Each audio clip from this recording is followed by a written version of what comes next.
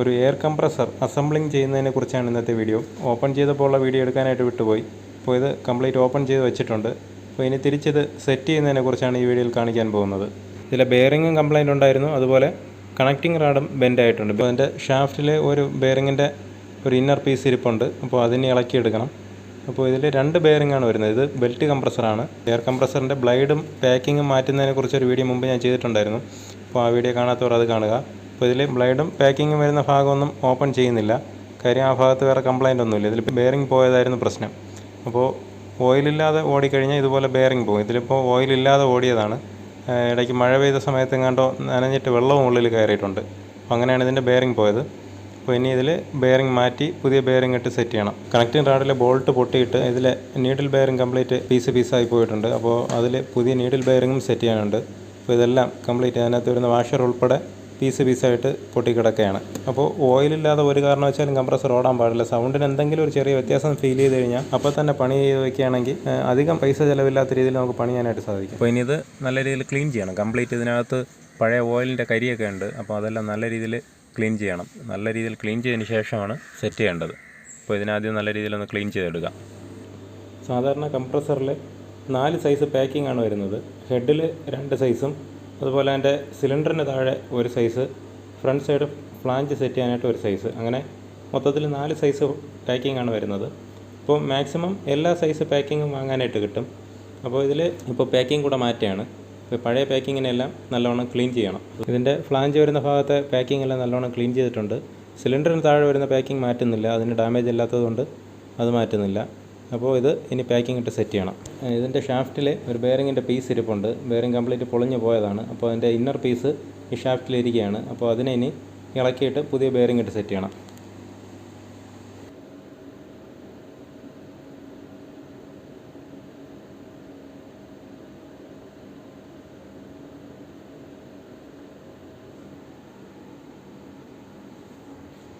ഇനി പുതിയ ബെയറിംഗ് ഇട്ട് സെറ്റ് ചെയ്യാം. അപ്പോൾ ഇതിൽ പുതിയ ബെയറിങ്ങിൻ്റെ സീൽ ഇളക്കി കളയണം. അപ്പോൾ ഇതിൽ രണ്ട് കമ്പനിയുടെ ബെയറിങ്ങാണ് കിട്ടിയിരിക്കുന്നത്.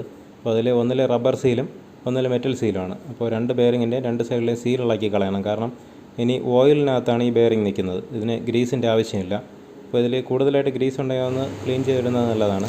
2 ബെയറിങ്ങിൻ്റെ സീൽ ഇളക്കിയിട്ടുണ്ട്. അപ്പോൾ ഈ സ്ലീവ് ഷാഫ്റ്റിനും സീലിനും ഇടയിൽ വരുന്നതാണ്. അപ്പോൾ ഇതിൽ ഉണ്ടായിരുന്ന പഴയ സീലിന് തേയ്മാനമില്ല. തേയ്മാനം വന്ന് ഫ്രീ ആയിട്ടുണ്ടെങ്കിൽ ആ സീല് മാറ്റണം. അപ്പോൾ ഇതിൽ കംപ്ലൈൻ്റ് ഇല്ല, അതുകൊണ്ട് മാറ്റേണ്ട ആവശ്യമില്ല. അപ്പോൾ സീല് പോയിട്ടുണ്ടെങ്കിൽ അതുവഴിക്ക് ഓയിൽ ലീക്ക് വരും. ഇനി ഈ 2 ബെയറിങ്ങിനെയും ഈ ഷാഫ്റ്റിൽ ആദ്യം സെറ്റ് ചെയ്യണം. അതിന് ശേഷമാണ് ഈ ഫ്ലാഞ്ചിനുള്ളിലേക്ക് ഇറക്കി വയ്ക്കുന്നത്. അപ്പോൾ ഞാനിവിടെ ഹാൻഡ് പ്രസ് ഉപയോഗിച്ചാണ് ഈ ഷാഫ്റ്റിൽ ബെയറിങ്ങിനെ പ്രസ് ചെയ്ത് വയ്ക്കുന്നത്. ഹാൻഡ് പ്രസ് ഇല്ലാത്തവർക്ക് ഒരു പൈപ്പ് ഉപയോഗിച്ച് ഈ ഷാഫ്റ്റിൽ ബെയറിങ്ങിനെ ചുറ്റേക്ക് തട്ടി ടൈറ്റ് ചെയ്ത് വയ്ക്കാം. ഈ ബെയറിങ് 2ഉം ഷാഫ്റ്റിൽ സെറ്റ് ചെയ്തിട്ടുണ്ട്. അപ്പോൾ ഇനി ഹൗസിങ്ങിനുള്ളിലും കൂടെ പ്രസ് ചെയ്ത് വയ്ക്കാം. അതും ഹാൻഡ് പ്രസ് ഉപയോഗിച്ചാണ് ഞാൻ പ്രസ് ചെയ്ത് വയ്ക്കുന്നത്. അതിപ്പോൾ അതും ചുറ്റി ഉപയോഗിച്ച് തട്ടി ഇറക്കാൻ പ്രശ്നമില്ല. ഷാഫ്റ്റ് ഡാമേജ് വരാതെ ശ്രദ്ധിക്കണം. ഫ്ലാഞ്ചിനുള്ളിൽ ബെയറിംഗ് സെറ്റ് ചെയ്തിട്ടുണ്ട്. ഇനി ഈ ഫ്ലാഞ്ചിനെ പാക്കിംഗ് ഇട്ട് സെറ്റ് ചെയ്യാം.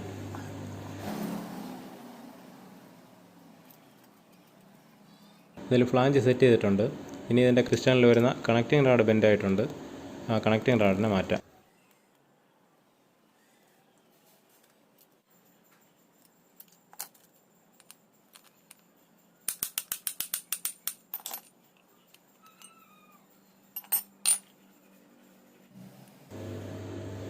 ഇനി ഇതിൻ്റെ റിങ് തേയ്മാനം വന്നിട്ടുണ്ടോ നോക്കണം.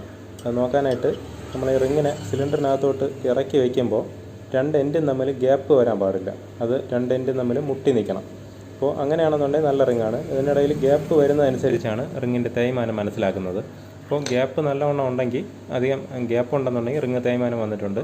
റിങ് മാറ്റിയില്ല എന്നുണ്ടെങ്കിൽ അധികം പ്രഷർ കിട്ടില്ല. അപ്പോൾ വെള്ളത്തിൻ്റെ ഫ്ലോ ഒക്കെ ചിലപ്പോൾ കുറയും. ആഴം കൂടിയ കണക്ട് ചെയ്യുന്ന ചിലപ്പോൾ വെള്ളം എടുക്കാതിരിക്കും. അപ്പോൾ അങ്ങനെയൊക്കെയുള്ള കംപ്ലൈൻറ്റ് വരാം. ഇതിലിപ്പോൾ ഒരു റിങ് മാത്രമേ പൊട്ടിയിട്ടുള്ളൂ. ബാക്കി റിങ്ങിനൊന്നും പ്രശ്നമില്ല. റിങ് അധികം തേയ്മാനം വന്നിട്ടില്ല. അതുകൊണ്ട് ആ പൊട്ടിപ്പോയ റിങ് മാത്രമേ മാറ്റുന്നുള്ളൂ. ബാക്കിയുള്ള റിങ്ങെല്ലാം പഴയത് തന്നെ ഉപയോഗിക്കുകയാണ്. പിസ്റ്റലിൽ റിങ് ഇട്ടിട്ടുണ്ട്. അതുപോലെ പുതിയ കണക്റ്റിംഗ് റാഡ് സെറ്റ് ചെയ്തിട്ടുണ്ട്. അപ്പോൾ ഇനി ഇതിൽ നീഡിൽ ബെയറിംഗ് ഇട്ട് ക്രാങ്കിൽ സെറ്റ് ചെയ്യണം. ഇനി ക്രാങ്കിൽ കണക്റ്റിംഗ് റാഡ് സെറ്റ് ചെയ്ത് അതിനുള്ളിൽ നീഡിൽ ബെയറിംഗ് സെറ്റ് ചെയ്യണം. അപ്പോൾ അതിന് 2 സൈഡും 2 വാഷർ വരും ഈ നീഡിൽ ബെയറിങ്ങിൻ്റെ. അപ്പോൾ ഫസ്റ്റിൽ ഒരു വാഷർ ഇട്ടിട്ടുണ്ട്.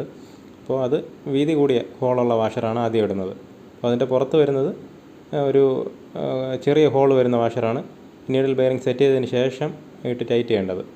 അപ്പോൾ നീഡിൽ ബെയറിംഗ് ഇതുപോലെ വാങ്ങിക്കാനായിട്ട് കിട്ടും. അപ്പോൾ അത് എത്ര എണ്ണമാണ് വേണ്ടതെന്ന് വെച്ചാൽ അതിനനുസരിച്ച് എണ്ണത്തിനനുസരിച്ചാണ് കിട്ടുന്നത്. അപ്പോൾ ഇത് പുതിയ നീഡിൽ ബെയറിംഗ് വാങ്ങിയിട്ടുണ്ട്. ഇനി കണക്ഷൻ റാഡ് വെച്ചതിന് ശേഷം അതിനകത്ത് ഓരോ നീഡിലായിട്ട് സെറ്റ് ചെയ്യാം. അപ്പോൾ ഇതിൽ നീഡിൽ ബെയറിംഗ് അല്ലാതെ ബോൾ ബെയറിംഗ് വരുന്ന ടൈപ്പ് ക്രാങ്കും വരുന്നുണ്ട്. ചില മോഡലിൽ ബോൾ ബെയറിംഗ് ആണ് വരുന്നത്. അപ്പോൾ നമുക്കിതിൽ നീഡിൽ ബെയറിംഗ് പോയി കഴിഞ്ഞാൽ വേണമെങ്കിൽ സാധാരണ ബോൾ ബെയറിംഗ് വേണമെങ്കിൽ സെറ്റ് ചെയ്യാം. ക്രാങ്കിൽ ബെയറിംഗ് സെറ്റ് ചെയ്യാനുള്ള സ്റ്റെപ്പ് ലെയ്ത്തിൽ കൊടുത്ത് റെഡിയാക്കുകയാണെങ്കിൽ ചെയ്യാം. അങ്ങനെ ചില സാഹചര്യങ്ങളിൽ ചെയ്തിട്ടുണ്ട്. നീഡിൽ ബെയറിംഗ് സെറ്റ് ചെയ്യുന്ന ഒരു സ്ലീവ് ക്രാങ്കിൻ്റെ റോഡിൽ വരുന്നുണ്ട്. ആ സ്ലീവ് തേയ്മാനം വന്നു കഴിഞ്ഞാൽ പരമാവധി ബോൾ ബെയറിംഗ് ആണ് സെറ്റ് ചെയ്യുന്നത്. അതുപോലെ തന്നെ പിസ്റ്റൺ റിങ്ങിൽ തേയ്മാനം വരുന്നത് പോലെ തന്നെ സിലിണ്ടറിലും ചിലപ്പോൾ തേയ്മാനം വരാം, അതും ശ്രദ്ധിക്കണം. ഇതുപോലെ മാഗ്നറ്റിക് പവറുള്ള ഒരു സ്ക്രൂ ഡ്രൈവർ ഉപയോഗിച്ച് ഓരോരോ നീഡിലായിട്ട് ഇതിനുള്ളിലേക്ക് ഇറക്കി വയ്ക്കാം. അപ്പോൾ നമുക്ക് അല്ലാതെ കൈ കൊണ്ടെടുത്ത് വയ്ക്കാനാണെങ്കിൽ വളരെ ബുദ്ധിമുട്ടാണ്. ഇതുപോലെ ഒരു സ്ക്രൂ ഡ്രൈവർ ഉണ്ടെങ്കിൽ അത് വെച്ചിട്ട് ഓരോരോ നീഡിലായിട്ട് കറക്റ്റായിട്ട് നമുക്ക് കണക്റ്റിംഗ് റാഡിൻ്റെയും ക്രാങ്കിൻ്റെ ഇടയിലായിട്ട് സെറ്റ് ചെയ്യാനായിട്ട് സാധിക്കും.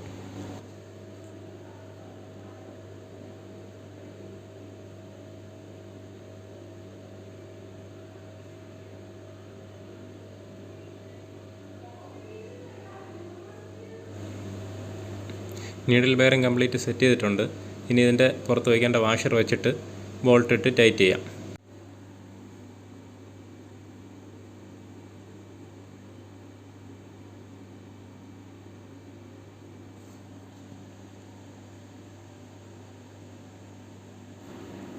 ഇനി ക്രാങ്കിനെ ഷാഫ്റ്റിൽ സെറ്റ് ചെയ്യാം. അപ്പോൾ സെറ്റ് ചെയ്യാനായിട്ട് ഈ ക്രാങ്കിൽ വരുന്ന ഗ്യാപ്പിൽ സ്ക്രൂ ഡ്രൈവർ കൊണ്ട് തട്ടുമ്പോൾ ഷാഫ്റ്റിലേക്ക് പോകുന്ന ഭാഗം ഫ്രീ ആവും. ആ ഫ്രീ ആവുന്ന സമയത്ത് നമുക്ക് ഫ്രണ്ടിലോട്ടോ ബാക്കിലോട്ടോ മൂവ് ചെയ്യിപ്പിക്കാനായിട്ട് ടൈറ്റില്ലാതെ തന്നെ ഫ്രീ ആയിട്ട് തന്നെ മൂവ് ചെയ്യിപ്പിക്കാൻ പറ്റും. അപ്പോൾ ഇളക്കിയെടുക്കുന്ന സമയത്ത് ഇതുപോലെ തന്നെയാണ്. അലൻ ബോൾട്ടിനെ ആദ്യം ലൂസ് ചെയ്തതിന് ശേഷം ആ ഗ്യാപ്പിൽ സ്ക്രൂ ഡ്രൈവർ തട്ടി ഇറക്കുമ്പോൾ ക്രാങ്ക് ഫ്രീ ആവും. ഷാഫ്റ്റുമായിട്ടുള്ള പിടുത്തം വിട്ട് ഫ്രീ ആവും. ആ സമയത്ത് നമുക്ക് ഊരിയെടുക്കാനും തിരിച്ച് സെറ്റ് ചെയ്യാനും ടൈറ്റില്ലാതെ തന്നെ ഫ്രീ ആയിട്ട് തന്നെ ഊരിയെടുക്കാനും സെറ്റ് ചെയ്യാനും സാധിക്കും. അതുപോലെ തന്നെ ക്രാങ്ക് ഇളക്കിയെടുക്കുന്ന സമയത്തും തിരിച്ച് സെറ്റ് ചെയ്യുന്ന സമയത്തും പിസ്റ്റൺ കണക്റ്റിംഗ് റാഡിൽ നിന്ന് ഊരി മാറ്റിയിട്ട് സെറ്റ് ചെയ്യുകയാണെങ്കിൽ ഇളക്കാനും തിരിച്ച് സെറ്റ് ചെയ്യാനും എളുപ്പമായിരിക്കും കുറച്ച്. അപ്പോൾ ഇതിൽ ക്രാങ്ക് ഷാഫ്റ്റിനുള്ളിലേക്ക് കറക്റ്റ് ചെയ്ത് വെച്ചതിന് ശേഷം അലൻ ബോൾട്ടിനെ അലൻ കീ ഉപയോഗിച്ച് മാക്സിമം ടൈറ്റ് ചെയ്യണം.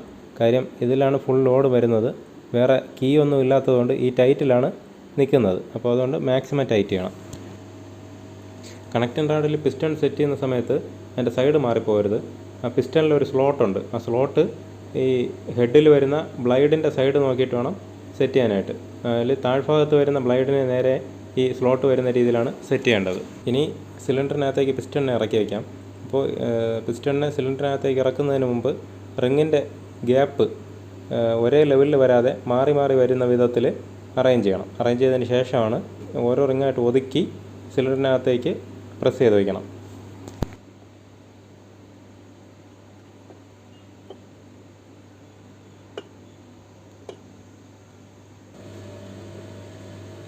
ഇനി സിലിണ്ടർ കറക്റ്റ് ചെയ്ത് വെച്ചതിന് ശേഷം നട്ടിട്ട് ടൈറ്റ് ചെയ്യാം.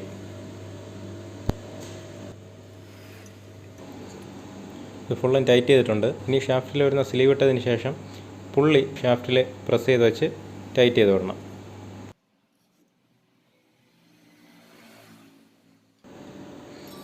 ടൈറ്റൊന്നുമില്ല, നല്ല ഫ്രീ ആയിട്ട് തന്നെ വർക്ക് ചെയ്യുന്നുണ്ട്. പിസ്റ്റണിൻ്റെ ഒരു ടൈറ്റ് മാത്രമേ ഉള്ളൂ, വേറെ പിടുത്തമൊന്നുമില്ല. അപ്പോൾ കറക്റ്റായിട്ട് തന്നെ സെറ്റായിട്ടുണ്ട്.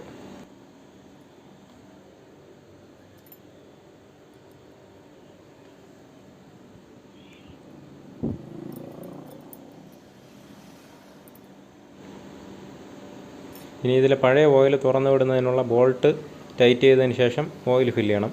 ഫില്ല് ചെയ്തതിന് ശേഷം സെറ്റ് ചെയ്ത് ചെക്ക് ചെയ്താൽ മാത്രം മതി.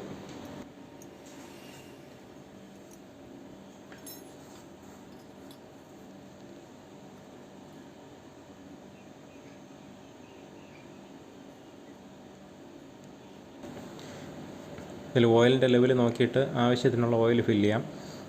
നിങ്ങൾക്ക് ഈ വീഡിയോ ഉപകാരപ്പെട്ടെങ്കിൽ ലൈക്ക് ചെയ്യുക. ഇതുപോലെ മോട്ടോർ വൈൻഡിങ്ങുമായി ബന്ധപ്പെട്ട പുതിയ വീഡിയോകൾക്കായിട്ട് ഈ ചാനൽ സബ്സ്ക്രൈബ് ചെയ്യുക.